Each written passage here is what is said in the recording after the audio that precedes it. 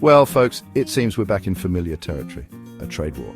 This time it's round two of the Trump administration versus the European Union. Remember those steel and aluminum tariffs from a few years back? They're back, baby. Trump has slapped a 25% tariff on steel imports and a 10% tariff on aluminum imports from the EU. That's right. He's essentially taxing the metal that goes into your cars, your buildings, and possibly even your toasters. Now, you might be thinking, but John, didn't Biden sort that out? And you'd be right, he did, temporarily. But like a dog returning to its vomit, Trump seems unable to resist the allure of a good old-fashioned trade war. And who gets caught in the crossfire? The EU, to the tune of $3.1 billion worth of metal exports. Oh, and it gets better. Trump is also threatening even more tariffs, this time on a broader range of EU goods. We're talking a potential increase of 17% or more. So get ready for your European cheese and wine to get even pricier. This whole situation just screams of short-sightedness. It's like Trump is playing a game of economic whack-a-mole and the rest of the world is left holding the hammer.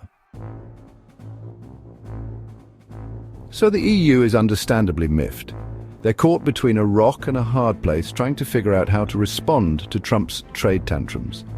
Do they retaliate with tariffs of their own, or do they try to negotiate their way out of this mess? On the one hand, the EU has a few options for retaliation. They could slap tariffs back on US goods, targeting iconic American brands like Levi's, Harley-Davidson, or even agricultural products. They could even go after US companies operating in Europe like Tesla or Starlink.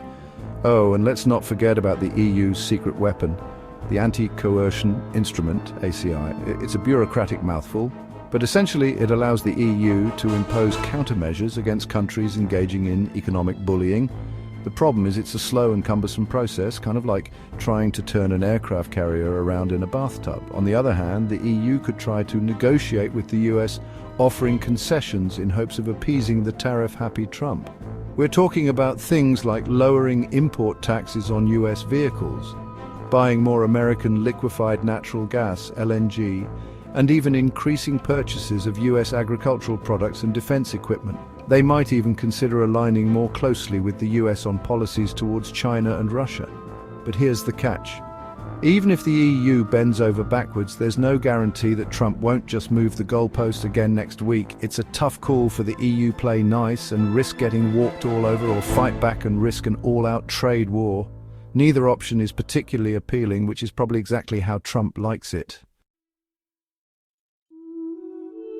With the US seemingly determined to burn bridges or build walls, as it were, the EU is starting to look elsewhere for reliable trading partners. And guess who's looking mighty fine right about now? That's right, China.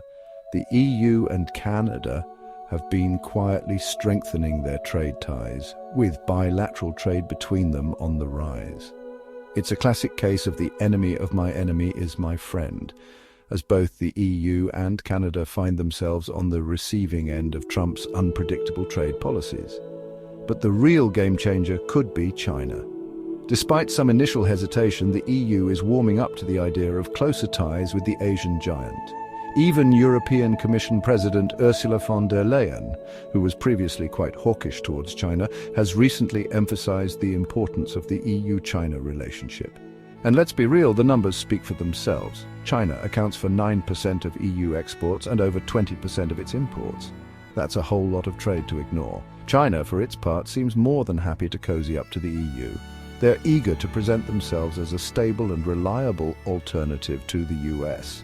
And they're not afraid to use trade as a tool to achieve their geopolitical goals. So, while the US is busy building walls, both literal and metaphorical, the EU is building bridges to new and potentially lucrative markets. It's a classic case of you snooze, you lose, and right now it seems like the US is hitting the snooze button on its relationship with Europe. So what does all this mean for the global order as we know it? Well, in a nutshell, it's complicated. Trump's trade wars are doing serious damage to the US's global standing, especially its relationship with Europe. This is a big deal, folks. The US and Europe have been close allies for decades, working together on everything from security to trade to promoting democracy around the world. But Trump's America First approach seems to be pushing the EU away, driving it right into the arms of China. If the EU and China do become more closely aligned, it could have a seismic impact on global trade dynamics. The US, once the undisputed leader of the free world, could find itself increasingly isolated on the world stage, and in a world facing challenges like climate change, pandemics, and international terrorism, that's not a good place to be. Now, it's not all doom and gloom. The EU and China still have their differences, and it's unlikely that they'll become best buddies overnight. But the trend is clear. The US's unpredictable behavior is pushing its allies away and creating opportunities for its rivals. And in the long run, that could have serious consequences for the US's place in the world. So there you have it. Trump's trade wars are not just about tariffs and trade deficits. They're about reshaping the global order. And right now, it seems like the US is on the losing side. And that, my friends, is something worth worrying about.